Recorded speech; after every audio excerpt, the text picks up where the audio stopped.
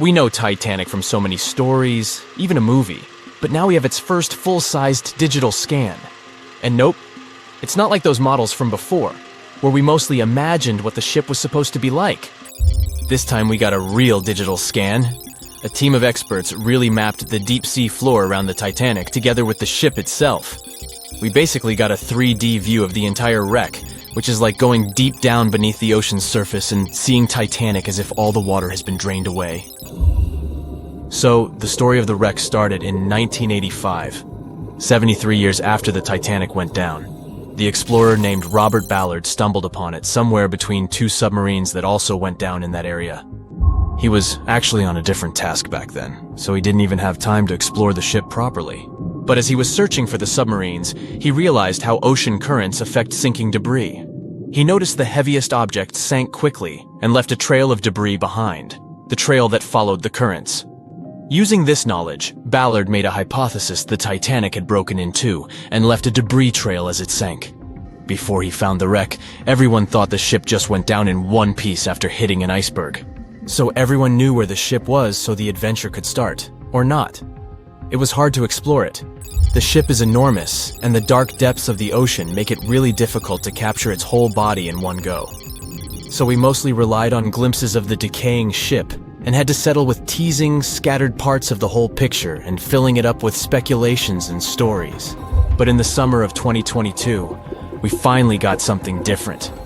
A team of experts from Magellan Loaded, a company specializing in mapping the deep sea, teamed up with Atlantic Productions, who were making a documentary about the project. They embarked on a mission to capture the complete view of the Titanic. They used submersibles. Those are vehicles that go underwater, remotely controlled by a team of skilled explorers. These submersibles dove deep into the ocean. It wasn't an easy job. They spent over 200 hours collecting information about the entire length and breadth of the wreck. It was like a real-life treasure hunt. But instead of finding gold and jewels, they took something even more precious. Over 700,000 images of the Titanic from every angle possible. Yup, they took photos of every tiny part of the ship, even the not-so-interesting bits most of us would usually skip. Even mapping the muddy parts was an important part, because it helped fill in the gaps between the more exciting things they discovered. And this was a way for all of us to finally get a detailed 3D reconstruction. Even though it's been more than 100 years, you can still recognize the bow of the Titanic, covered in rust that hangs down like stalactites. On top of the bow is the boat deck, where a big hole gives us a glimpse into the empty space where the grand staircase once stood, like a window into the ship's glamorous past. Its stern is now a wild mess of twisted metal. As the Titanic went down, this part collapsed and spiraled into the seabed. The bow and the stern ended up separated by about 2,600 feet. There's a vast field of debris surrounding this giant, stuck on the seafloor. This debris is like a scattered treasure trove, full of intricate metalwork from the ship, statues, and even unopened champagne bottles. There are also personal belongings that went down together with the ship, like dozens of shoes resting across the seafloor. It was a tough task to do, go down and take all those pictures. It may not sound that hard at first, considering it was the vehicle that really immersed itself into such deep parts of the ocean, not the people. But studying the ocean is hard. We haven't explored, mapped, or even seen over 80% of it. The conditions are harsh, and the pressure becomes more intense the deeper you go. And their vehicle had to dive down to nearly 13,120 feet below the surface. That's like 12 Eiffel Towers stacked on top of each other. Plus, you have strong currents in that area, so it was probably like trying to navigate through a watery maze. And submersibles weren't supposed to touch anything. Even the slightest wrong step can damage the wreck that was already so fragile. It seems like the Titanic is frozen in time, so it will always be there waiting for us. But in reality, it's slowly disappearing. It's pretty obvious that the ocean water ruined it considering how long it has been down there. But it's not just that. The wreck itself has become a home for a specific type of Bacteria Halomonas titanicae that even got named after the famous ship. These bacteria have a special ability. They can survive inside rusty formations known as rusticles. They kind of look like icicles, those spikes of ice that form when water falls from something and freezes. These bacteria have a taste for iron, which is abundant in the ship's hull. For them, it's like a real buffet down there. And as time goes by, These bacteria will keep eating away at the iron in the ship, bit by bit, until one day the feast comes to an end and the whole ship is gone. It's like a slow but steady recycling process. So this 3D model we got because of the hardworking team and technology comes at the best time because we never know how much time we have left with exploring the famous wreck. This time we might even understand the collision with the iceberg better. You know how movies always show the Titanic hitting the iceberg on its right side? Well, we can't even be certain about that. The scans could help us figure out if the ship actually grounded on the iceberg, like getting stuck on it. We can study the stern and analyze how the Titanic struck the seafloor. That will also help us understand what really happened during the sinking. Maybe we'll get a chance to discover if there was really a strong fire that sealed the fate of the Titanic. One theory says that the coal fire had been raging for a whole 3 weeks before the ship even took its first and last trip. And this could have made its hull weaker, which means most of the work was done. The iceberg just delivered the final blow, if there even was an iceberg, as some people wonder. There's an alternative theory they suggested where the Titanic may have actually hit a hidden mass of pack ice instead of a typical iceberg.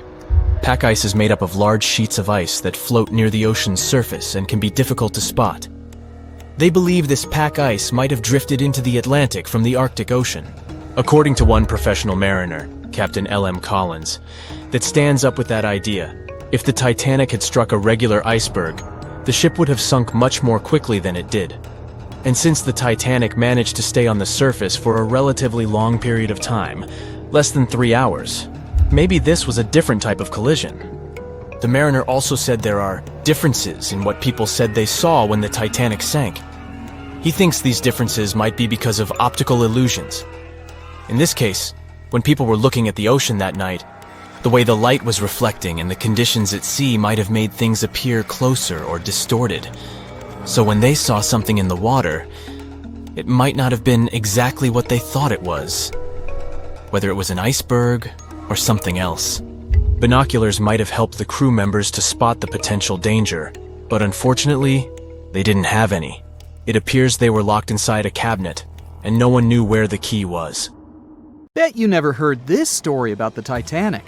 So, this massive luxury ocean liner was heading out of Southampton on its first voyage to New York with over 2,000 passengers and crew on board. I'll spare you the details for now. You know how it all went down. Since there were a lot of things that went wrong during its short lifespan, some couldn't help but wonder, was it really bad luck? Or was there some mysterious force behind the ruckus? Well, for starters, right as it was leaving the harbor, the Titanic nearly crashed into another ship, called the SS New York. How did that happen? Well, 6 tugboats had to pull the massive Titanic into the river to begin its journey. Captain Smith was in charge, but let's be honest, he probably needed a few more cups of coffee before making any big decisions. So, as the Titanic was speeding along, minding her own business, she passed the New York and the Oceanic ships. The Titanic decided to make a left turn, but the suction was just too much for the poor New York. She started to drift off towards the Titanic. The Oceanic was leaning so much, her gangplank smacked into the water like a belly flop in the pool. Thankfully, the captain of one of the tugboats was there to save the day. He used his trusty megaphone to call the Vulcan to the port side of the Titanic to pick up some crew members. He then noticed the New York in trouble and acted quickly, throwing a line to slow her down. The Titanic's captain was probably scratching his head, wondering how to handle these big ships like the Titanic. That's because he'd only recently experienced sailing on larger ships. Close one, right? Well, it was just part of the story. As it turns out, the huge list of misfortunes might have started even earlier. Another theory suggests that during the ship's construction days in Northern Ireland, a fire broke out in the coal bunkers. Talk about a rocky start. If this information is correct, then the ship's hull may have been affected by the incident before it even set sail. Fans of this theory argue that a fire popped up inside one of the Titanic's large coal bunkers and really damaged an important segment of the ship's hull.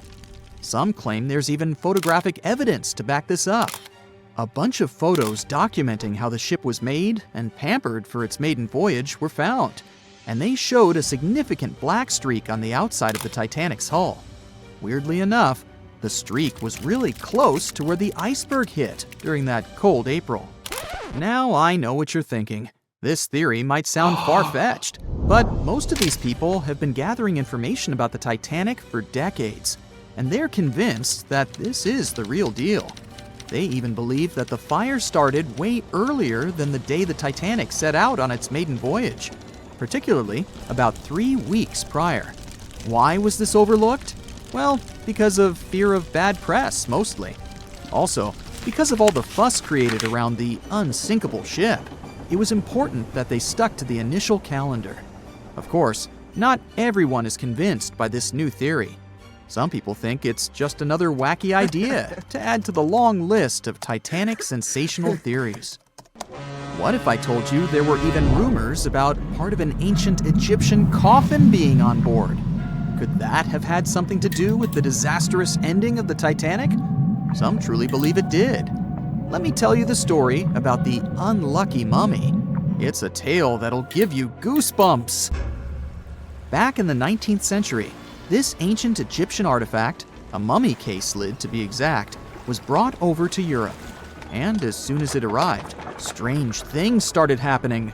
Now, some of the stories may be a bit exaggerated, but according to journalists, some of them were actually true.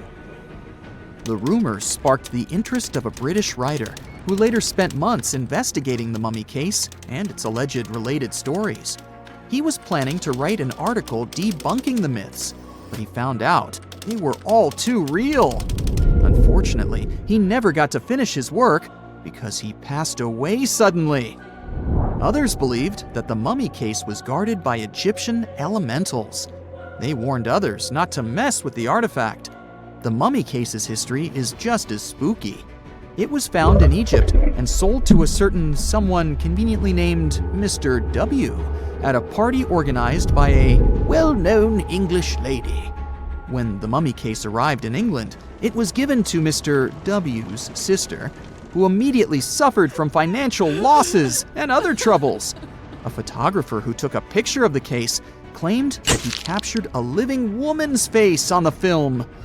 The mummy case eventually ended up in the British Museum, and it's still there today. However, rumors say that it was aboard the Titanic and was responsible for its sinking. But don't believe everything you hear. Some sources claim the mummy case never left the British Museum, and the rumor was started by a journalist named William Stead. He was actually a passenger on the Titanic, and he supposedly told his fellow passengers about the ill-fated mummy before the ship went down. Is that what happens when you tempt fate? Seriously doubt it, but it does make you wonder, doesn't it? It gets even weirder, trust me! About 50 passengers got cold feet before the ship took off, and they refused to board the Titanic at the last minute, even if it meant that they'd lose the cost of the ticket. They just had an extremely bad feeling about the whole deal, and even an Irish astrologer warned against making the voyage on the Titanic. I doubt he saw a big ol' iceberg hidden somewhere in the stars, but it does add up to the mystique surrounding the Titanic. And do you know what's even worse? The fact that the ship's binoculars, which could have helped prevent the iceberg collision, were locked up. Apparently, those binoculars could have been used by lookouts on that fateful night. But guess what? The key was held by David Blair, an officer who was sadly bumped from the crew before the ship's departure. Poor guy. He probably didn't even know what he was holding on to. Now, some historians think that if those binoculars were in use, the iceberg might have been spotted earlier. But hey, let's not point fingers here. Others argue that it wouldn't have made a difference. Who knows? Maybe the lookout was too busy looking at the stars to notice a giant iceberg in front of them. But seriously, what were they thinking? Locking up the binoculars on a ship that big is like forgetting to pack sunscreen for a trip to the beach. Also, the ship might have been going a bit too fast. Now, I know what you're thinking. Why was the captain in such a hurry? Well, apparently, good old Captain Smith was trying to beat his ship's older sibling, the Olympic, in a race to see which ship could cross the Atlantic faster. I guess he had a bit of a sibling rivalry going on or something. But here's the thing. Even though there were warnings about icebergs in the area, the Titanic just kept on chugging along at full speed ahead. I mean, come on, guys, it's not rocket science. If you know there are icebergs around, maybe slow down a little bit, right? And then, close to midnight on April 14th, 1912, the Titanic hit that iceberg and sank in the North Atlantic. It also famously had a mere 16 lifeboats and 4 collapsible dinghies on board. No wonder it ended up being one of the worst maritime disasters in modern history. After the whole event, people started believing in life beyond the veil and contacted mediums, hoping for signs from the ones they had lost at sea. Can't say I blame them, though there's no verified story of someone managing to contact a Titanic passenger from the beyond, though.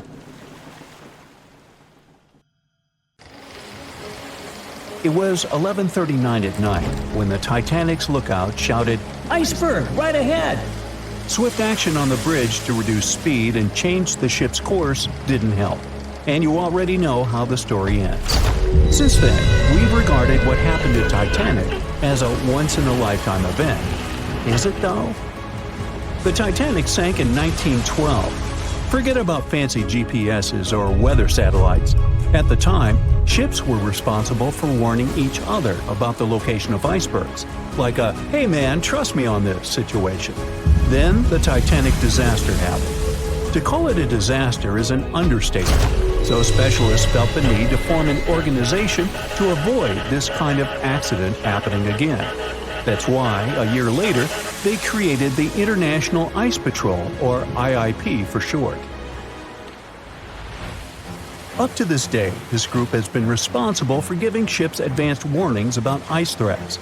IIP improved their methods over the years, from ship reports and aircraft patrols to satellite images. Recently, they've also been using oceanographic buoys, floating devices providing real-time information about ocean conditions up to 164 feet below the surface to predict the potential drift of icebergs. Luckily, IIP is doing an excellent job in reducing ship iceberg collisions. But don't get too comfortable, because even the most advanced detection equipment can't entirely avoid an unfortunate situation. Between 1980 and 2005, there were 57 incidents involving vessels and icebergs. And the chilling truth is that today's ships are more likely to run into an iceberg than the Titanic was.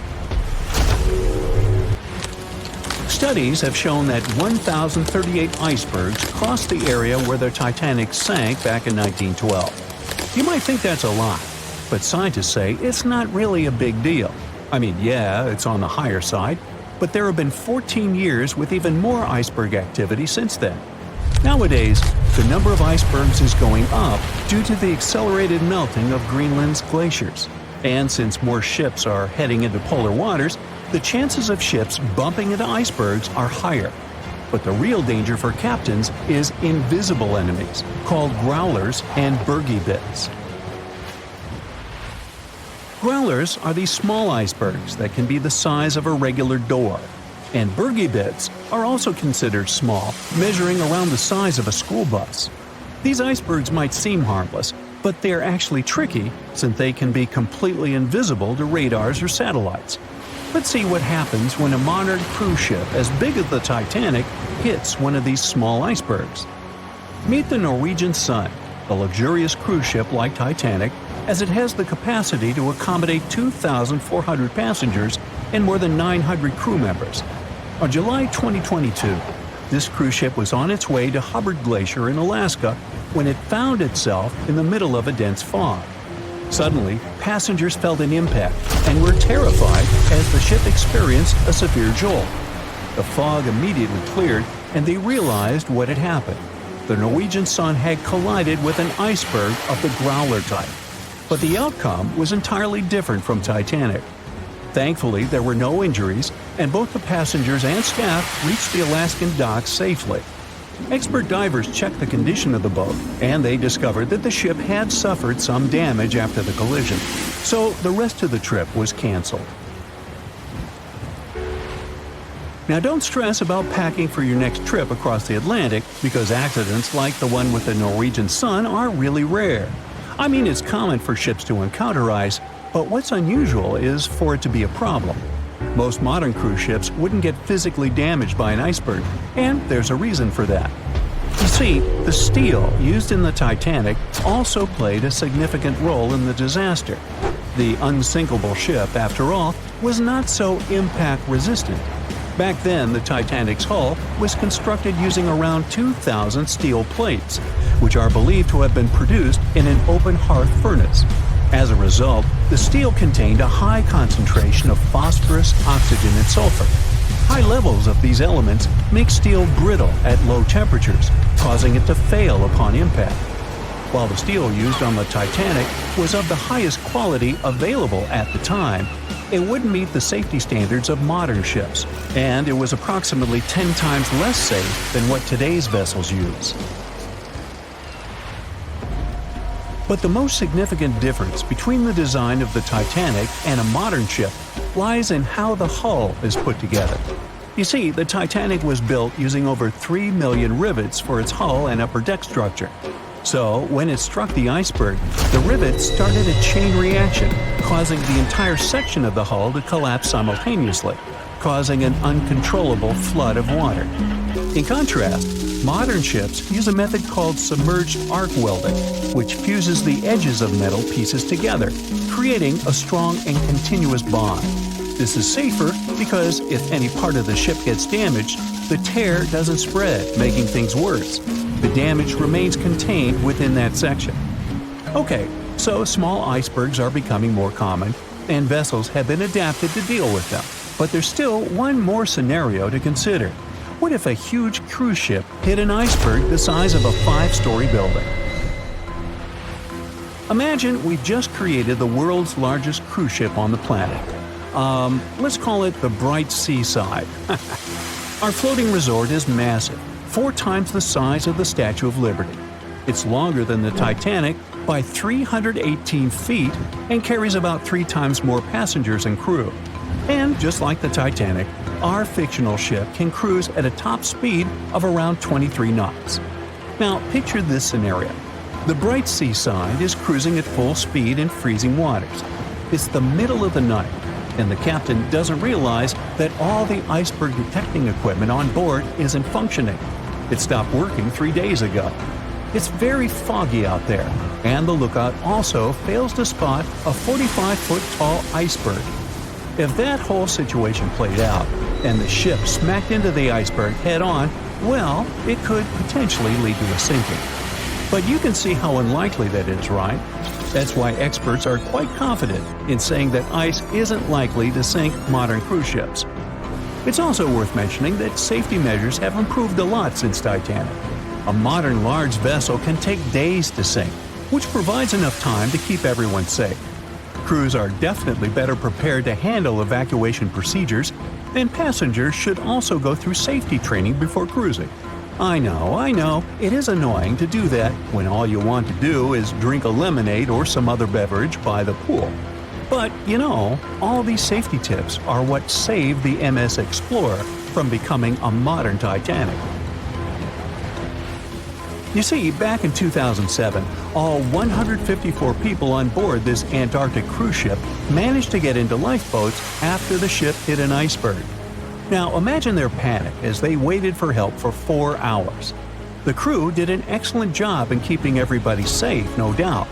But a report that came out 2 years later said that the MS Explorer accident had happened because of the inexperience of the captain, who had pushed the ship too fast into a wall of ice in the freezing waters of Antarctica.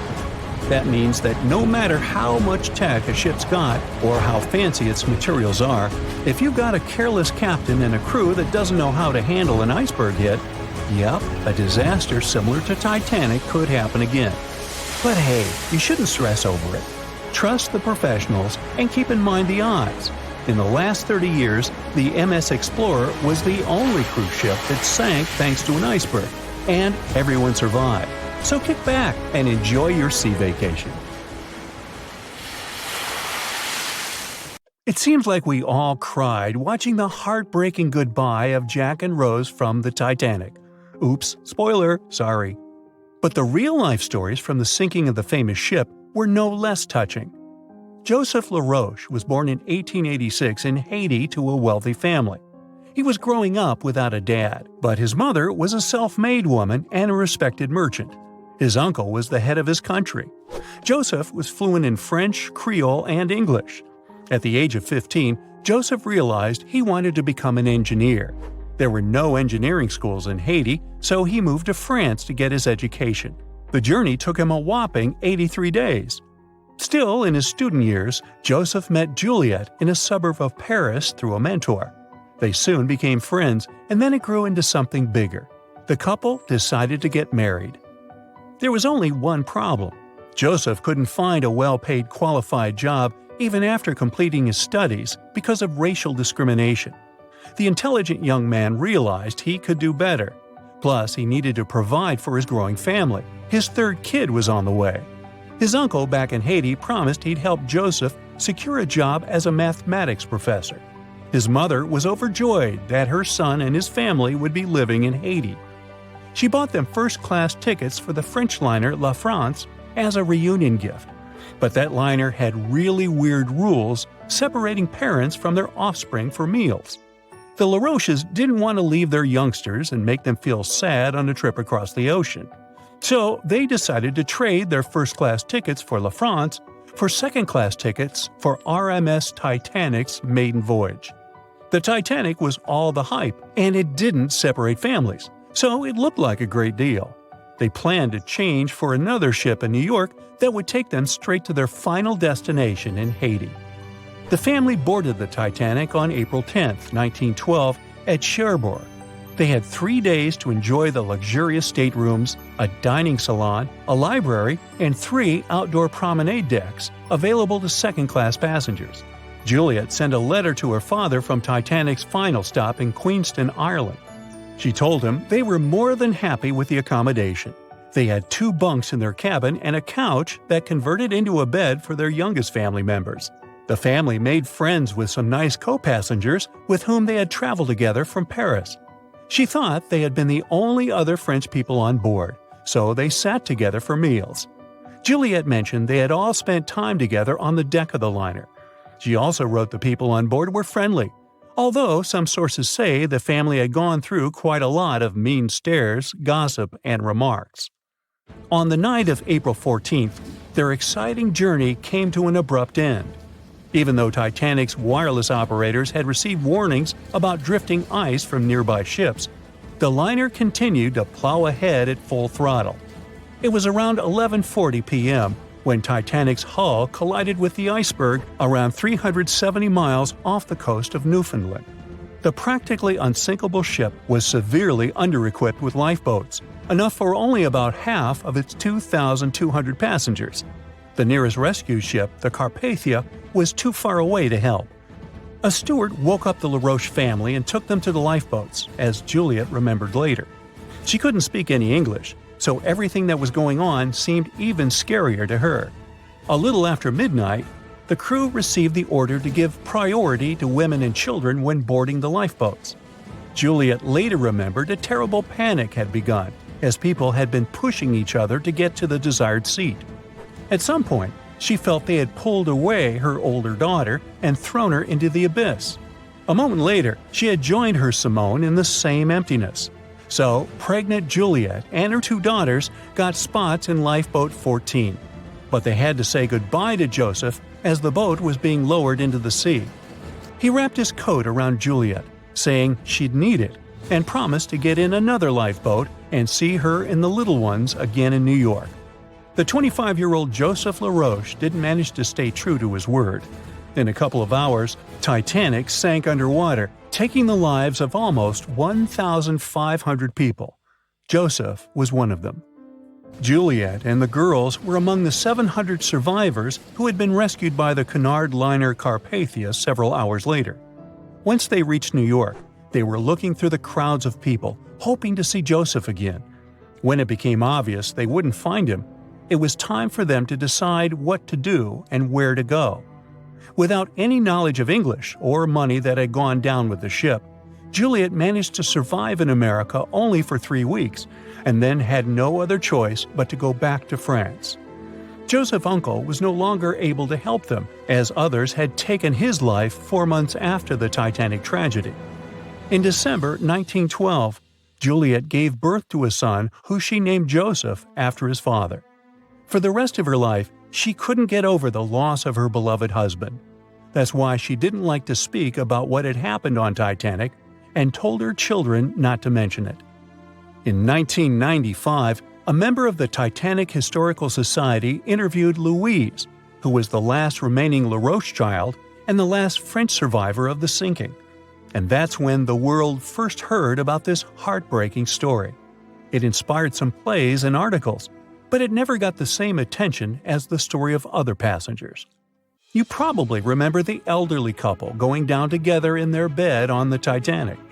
It was inspired by Isidor and Ida Strauss. They were both born in Germany and emigrated to the United States as kids. They met in New York and got married 5 years later. Isidor started a china and porcelain business with his brother that grew into the glassware department at Macy's and turned them into multimillionaires. Isidor and Ida were well known in New York, not only for their wealth and charity, but also for their love and devotion to each other. In 1912, the couple decided to run away from the New York winters and headed for Europe. By that time, they'd already been married for 40 years. In early April, it was time for them to sail back home to New York.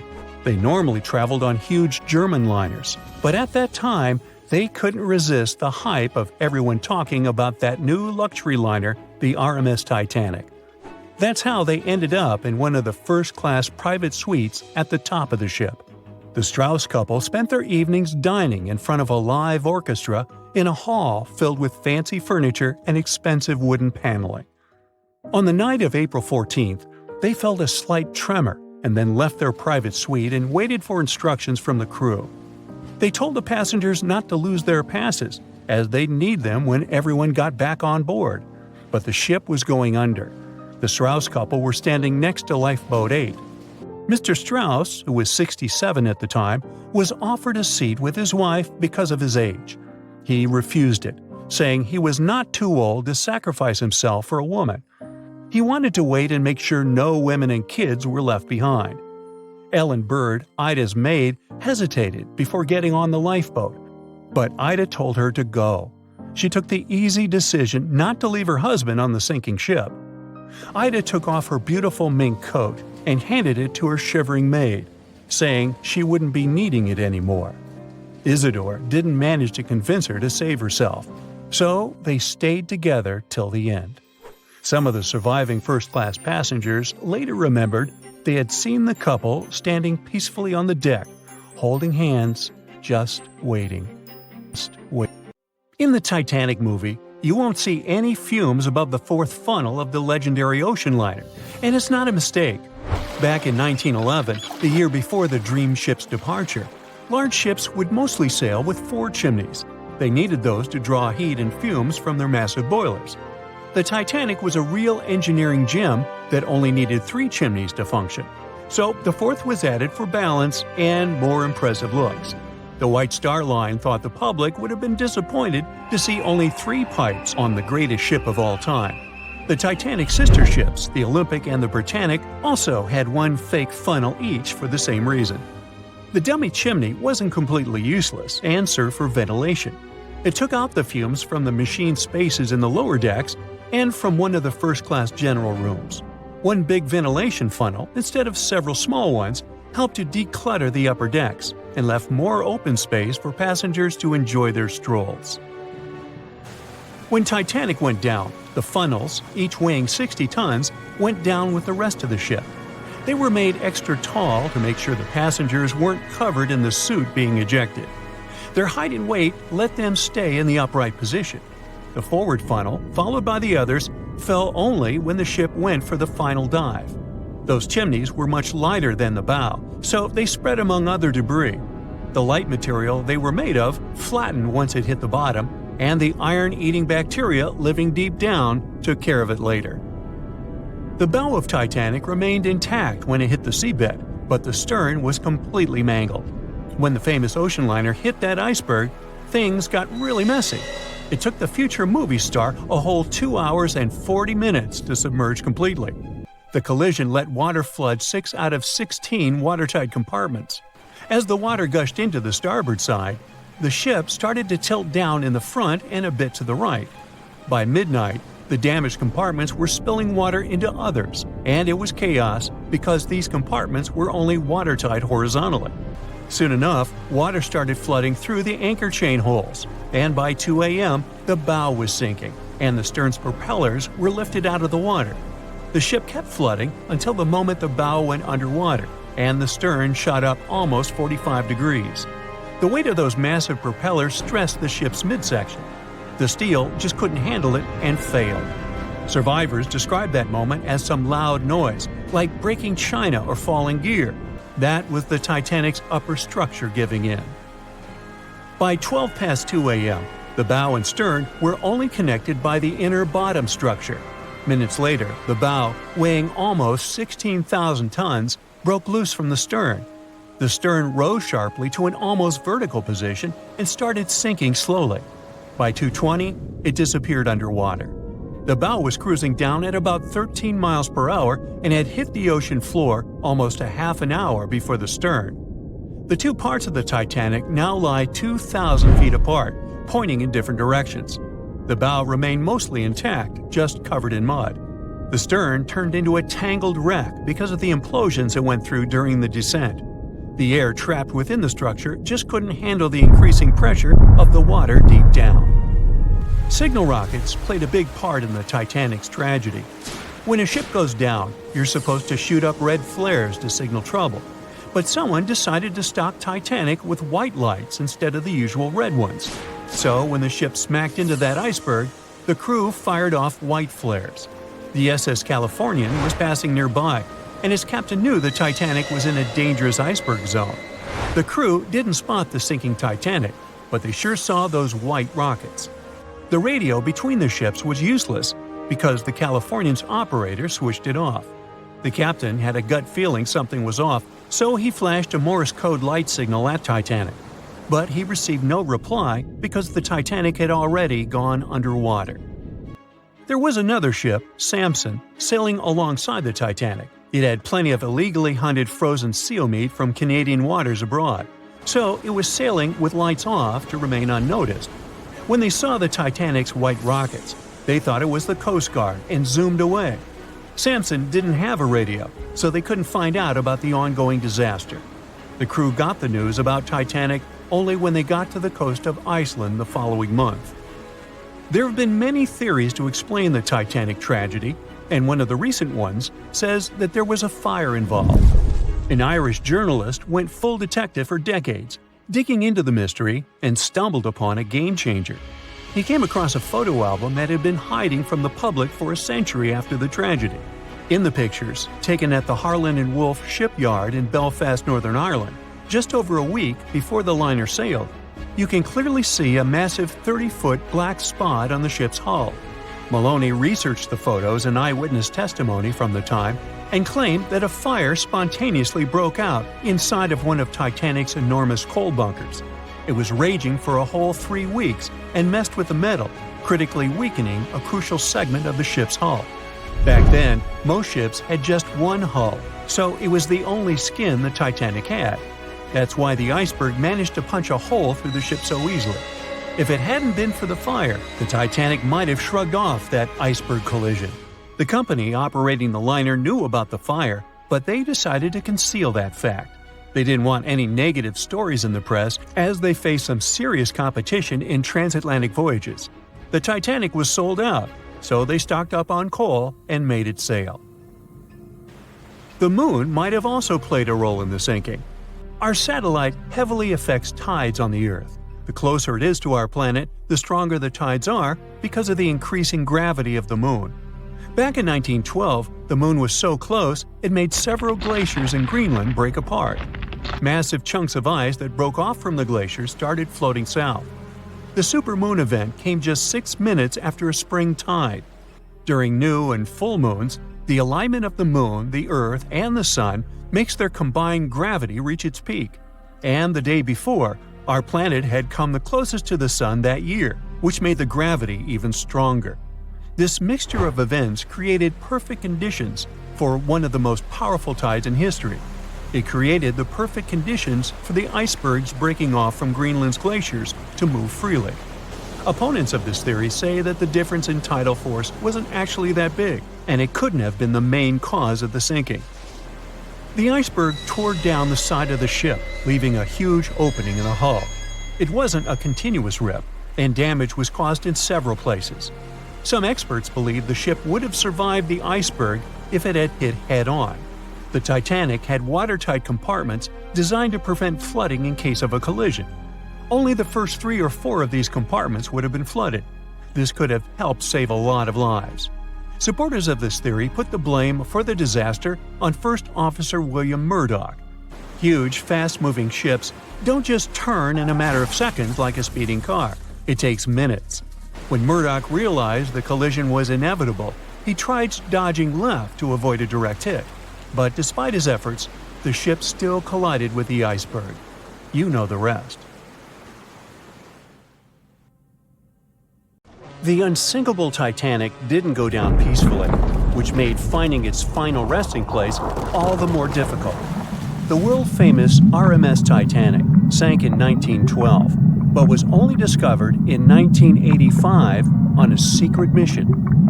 Although people back in the early 1900s had the approximate location of where the Titanic was, they didn't have the right technology to find it.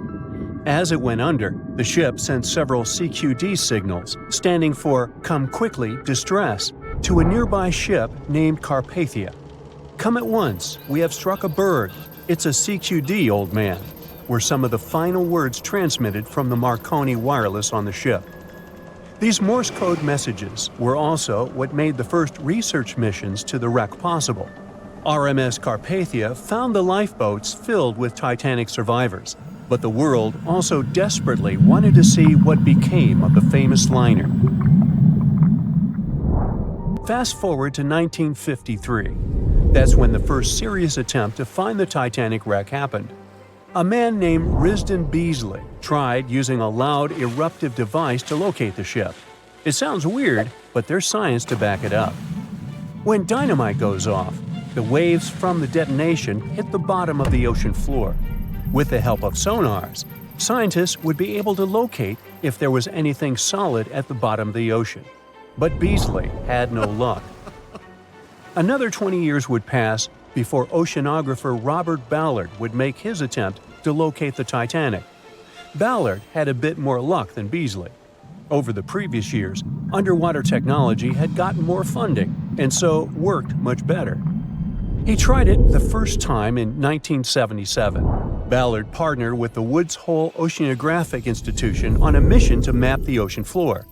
While the institute hired him to test out their new mapping technology, Ballard's intention was to go a little further and find the Titanic wreck. In the middle of this new technological ship, there was a hole that allowed for a long pipe to be extended into the water just above the ocean floor. Attached to the end of this pipe, Ballard installed a pod with sonars and cameras. They thought they were in for something big, and so they took the ship to sea to run some tests.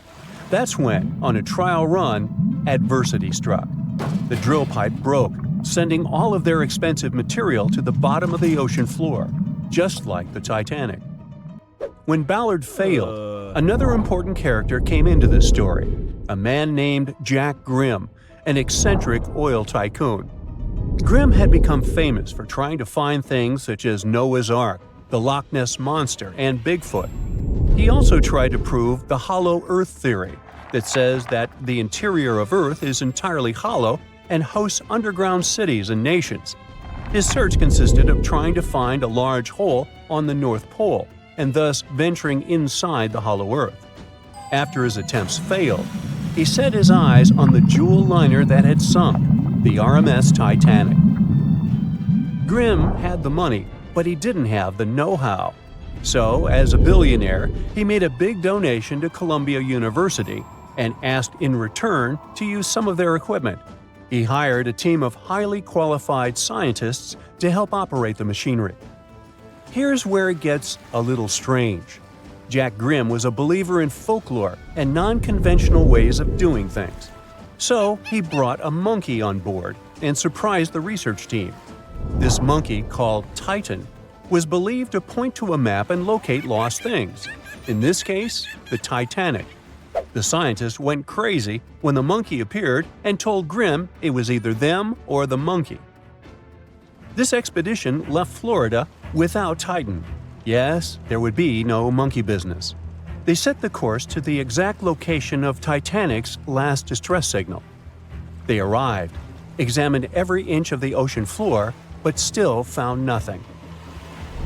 Grimm's first expedition lasted 3 weeks, but unfortunately, they found absolutely nothing. They tried a particularly good search method known as mowing the lawn, where they mimic such movements to map every inch of a larger area around Titanic's distress coordinates. The reasons for failure were important defects in the equipment and terrible weather. That's when that prior searcher of the lost Titanic came back into the picture, Robert Ballard. He didn't have the millions Jack Grimm had, but he had one thing going for him. The marine geologist was working closely with the U.S. Navy to locate 2 nuclear submarines which had sunk in the 1960s. Ballard himself says he was living 2 lives, one as a researcher and the other as a Navy intelligence officer. The deal was simple. He'd have a green light to search for the Titanic after he found the 2 missing submarines. To find Thresher and Scorpion, he used an unmanned submarine vehicle called Argo. Argo was like a little snow sled. It was attached to a bigger ship that sailed above the water. Argo was connected to the ship by a long cable, and it was piloted by a team on board. The sled had sonars and cameras that provided real-time imaging of the ocean floor, so it was a real advancement on other attempts. After much thinking, he had a eureka moment. He supposed the force of the wreck should have left a comet trail that led back to the ship. While searching for the Titanic, most people had tried to find the ship itself. But until then, it had been trying to find a needle in a haystack. That's why Ballard's logic was so brilliant. He needed to invert the order. He had another obstacle on his hands: time. He could only look for the ship after finding the lost subs. And by the time that happened, he had 12 days left. He teamed up with another scientist, and they applied the mowing the lawn method to map the ocean bed. Another important piece of information that most researchers left out was that there was a sea current moving south on the day of the disaster. This meant that the debris field should be south of the distress signal coordinates. To save time and resources, he would do a quick reconnaissance of the ocean floor, spacing lines more than 3 miles apart to look for debris fields. He also relied more on the camera visuals than on the sonar signals. His team took turns piloting Argo and watching the video. Days rolled by, with nothing but the empty ocean floor showing up, until the rocks they were used to seeing started to look like man-made debris. Suddenly, there it was, the Titanic's boiler. Ballard was right. The debris field would take them back to the ship. After 73 years of searching, they had finally found the Titanic wreck.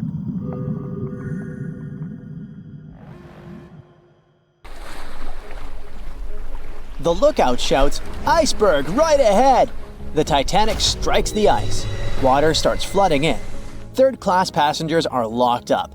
There aren't enough lifeboats for everyone. Panic sets in. Violins are playing. The ship sinks. Well, we all know the story of the movie Titanic like the back of our hand by now. But what if I told you that Hollywood lied to us? To tell the real story of what happened that freezing night in 1912, we need to rewind a bit. The lookout shouts, "Iceberg right ahead!" Yep, that part was true. Just before 11:40 at night, Frederick Fleet noticed something darker than the sea directly ahead. As the ship got closer, he realized it was an iceberg. The engines were quickly reversed and the ship turned sharply. Instead of hitting it head-on, Titanic scraped along the side of the berg, sprinkling ice on the forward deck. If you remember, in the movie, Jack and Rose are having a romantic moment when they feel the ship shudder after hitting the iceberg. Everything shakes as if they were in the middle of a light earthquake. Some real-life passengers reported feeling something similar after the impact, but according to Titanic survivor Frank Prentice, it wasn't exactly like that. He said there was no impact as such, and it all felt more like slamming on your car brakes. The ship stopped, and that was that. Some people even slept right through the collision, confirming that there wasn't such an abrupt impact. Mr. Prentice, curious about what had happened, left his cabin and went out to the deck. When he got there, all he could see was a little ice on the surface, not the towering iceberg that Jack and Rose saw. But as we all know by now, the real damage happened below the waterline, where the iceberg had a jagged spur that slashed a 300-foot gash in Titanic's hull. Once the crew realized how severe the damage was, they immediately began sending distress calls to nearby ships, asking for help. At some point in the movie, the radio operator goes to the captain and says there is only one ship nearby, the RMS Carpathia, which later ends up rescuing many passengers. But in real life, there were more ships around. It's believed that the SS Californian was only about 23 miles away. This ship might have actually seen the Titanic sinking, or at the very least, seen its rockets exploding high in the sky. Yet, for reasons we will never fully understand, they didn't try to help. Let's get back to the story. Now, people need to get off the ship. At 12:45, lifeboat number 7 was the first to be lowered. Just like in the movie, women and children were told to go first. But in reality, some women were hesitant and even refused to get into the lifeboats. Mr. Prentice said this happened mainly for 2 reasons. First, these lifeboats were high and passengers were terrified of the 70-foot drop from the deck to the ocean below. And second, most women didn't believe the Titanic would actually sink. It was called unsinkable after all. So the idea of getting into a lifeboat seemed pointless at the time. This mindset probably explains why Eloise Smith, a first-class passenger, recalled that there was no panic or chaos at first. Other survivors backed this up, saying that no women or kids were crying. But one thing that was indeed concerning, at least for the crew, was the possibility that the lifeboats might buckle under too much weight. This is one of the theories why the first few lifeboats left carrying only a fraction of their full capacity. Like lifeboat number 7, which only carried 27 people in it, even though it could hold up to 65. In total, Titanic had 20 lifeboats, which could carry about half of the 2,200 people on board that night. But that didn't happen. And now we know the passengers had no idea there weren't enough for everyone. As women were calmly getting into the first lifeboats, musicians headed up to the deck. Their only goal was to play and keep the passengers calm. That's a pretty well-known fact. But the real story is that some survivors said they never saw or heard the band. No violinists whatsoever. It's not like Hollywood misled you though. The musicians did play for over 2 hours after the ship had hit the iceberg. So maybe these passengers were just too panicked to notice the songs, or the musicians started playing later than we think. Now, it's time to talk about the terrible treatment that third-class passengers received. The movie portrayed the crew as cruel, locking the less fortunate below deck like animals, giving them no chance to reach the lifeboats and save their lives. But the official inquiry into the disaster suggested that wasn't true. I mean, yes, fewer third-class passengers survived compared to those in first and second class, but there were other factors at play. Many third-class passengers were reluctant to leave the ship, clinging to their belongings, and had a harder time making their way up from the cabins, which were at extreme ends of the ship. Some survivors confirmed that they were not locked up. In fact, it was quite the opposite. Mrs. George Wabi, a Lebanese woman traveling in third class, said that when chaos had erupted, Some brave crew members and well-dressed first-class passengers had actually helped her get up to the first-class deck and eventually onto a lifeboat. At first, the Titanic was sinking slowly, bit by bit. Passengers reported seeing the water rising and hearing pops and cracks. Then, there was a loud boom. Some said there had been just one explosion, while others described it as a series of smaller explosions, which they'd thought had been the bulkheads giving way. And there's also a group of people who said they had only heard a rumbling sound. So not everyone agreed on the sound they had heard, but one thing is a fact. By 2:18 in the morning, the lights on Titanic went out, and the ship plunged into complete darkness. As the bow continued sinking, the stern rose out of the water, putting immense pressure on the middle of the ship. This caused the Titanic to break in two. In James Cameron's movie, this moment is pretty dramatic, with the ship sinking almost straight down into the water. But in reality, the break probably happened at a much lower angle, likely just below the waterline. Even so, it tilted enough that people couldn't stay on their feet and started sliding into the water. One interesting thing is that it wasn't until the wreckage was found in 1985 that it was finally confirmed the Titanic had broken apart. Up until then, survivors had given conflicting stories. At least 8 survivors claimed they had seen the ship split. Emily Ryerson, a first-class passenger, described it as if the Titanic had been sliced in half with a knife. But there was also a small number of witnesses that insisted Titanic had gone down intact. At the time, this theory was more accepted because most people still didn't believe that the supposedly indestructible ship could break in half. So why the conflicting reports? Okay, so what you don't see in the movies, for obvious reasons, is how incredibly dark it was when the tragedy happened. It was like being in a room with no light, where you can only make out shapes and shadows. That's what it was like on the lifeboats. This means passengers couldn't really see what was happening, and most of those who were close to the ship either lost their lives or were too focused on trying to survive to pay attention to the details of the wreck. Although James Cameron's film didn't fully capture how terrifyingly dark the disaster truly was, the 2012 TV series Titanic did a better job of showing the pitch-black horror of that night. Even then, the reality was much darker and more terrifying than either of these two productions could portray. The Royal Mail Ship, or RMS Titanic, easily the most famous steamship in history, was once the symbol of luxury and dreams that promised to come true. It took 3 years and 3,000 people to construct it. On April 10, 1912, the brand new ocean liner greeted its passengers with the smell of fresh varnish, paint, and newly sawn wood. Back then, they still used lead for the production of paint and linseed oil as a binder, so that smell must have been powerful. When it was fully operational, the giant vessel consumed around 850 tons of coal per day, and the passengers would also smell its fumes. Another odor that must have filled the Titanic's decks, at least the first-class ones, was the new scent by the famous French perfume house Guerlain. It was released earlier in the same year and quickly became a hit with the well-off ladies.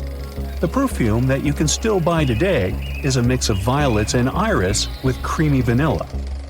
On the dramatic evening of April 14th, when Titanic only had hours to live, the unknowing waiters were serving oysters, lamb and mint sauce, roast duck with applesauce, and other delicacies to their first-class guests. The second class was filled with the smells of curried chicken, spring lamb, and roast turkey. Third-class passengers had simple gruel and biscuits that night. At 11 p.m., as the ship got dangerously close to the iceberg, the new smell added to the mix. It was a mineral odor with metallic notes. If you have ice in your fridge, you must have noticed it takes the smell of neighboring foods. The same happens to icebergs. They take on the odors of sea animals and maintain the chemical composition of the water that they're made of.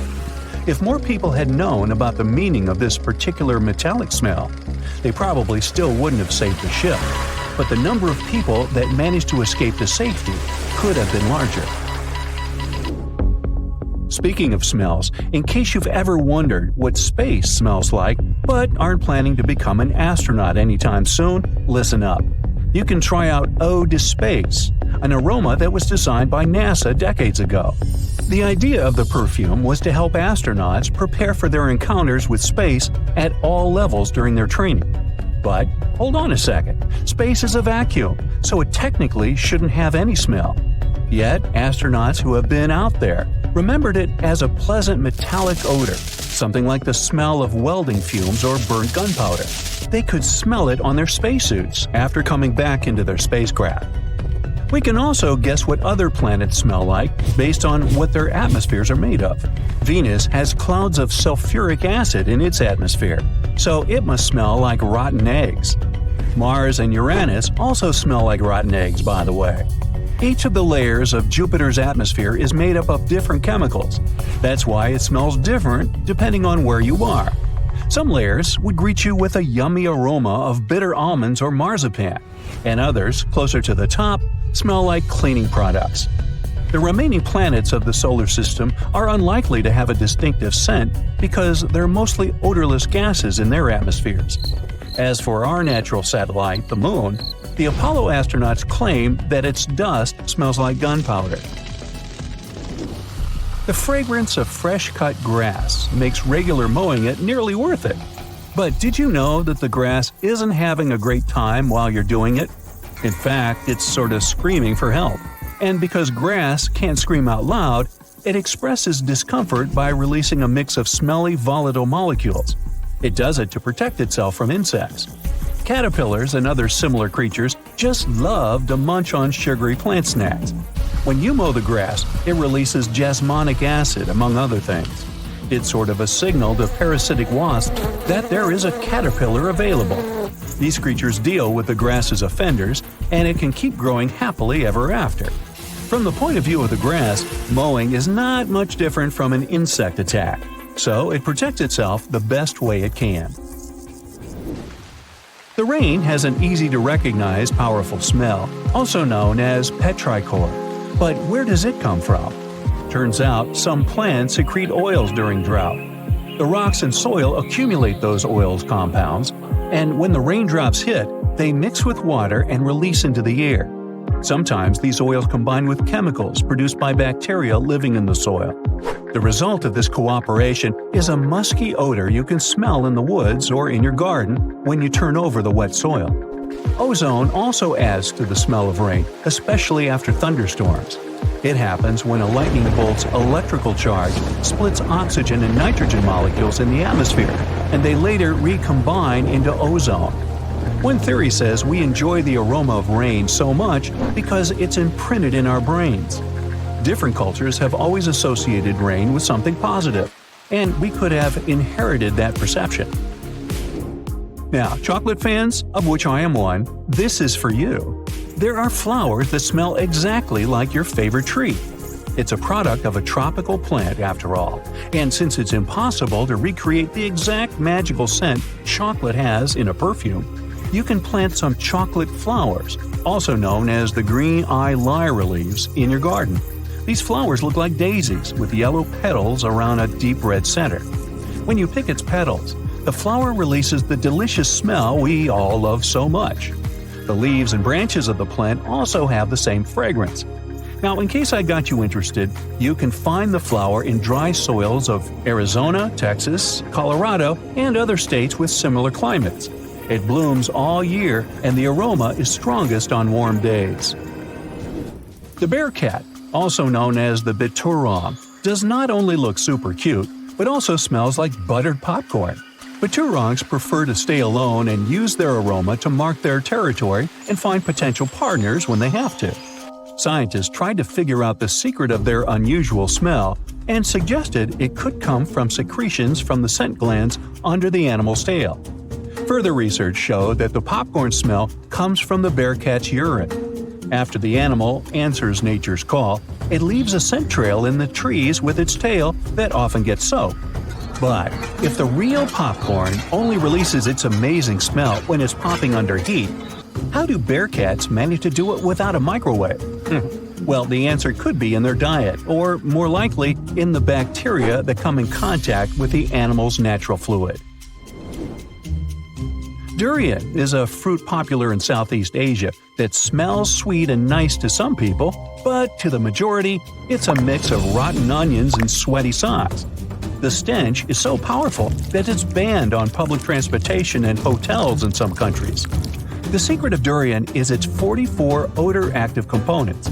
The mix is so complex that you can never tell what it's going to smell like. And despite that horrible smell, durian is considered a delicacy and is used to make mostly sweet dishes like cakes and candy.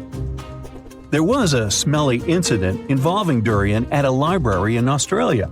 The smell of rotting fruit in a cupboard has spread across the entire building through the air conditioning system.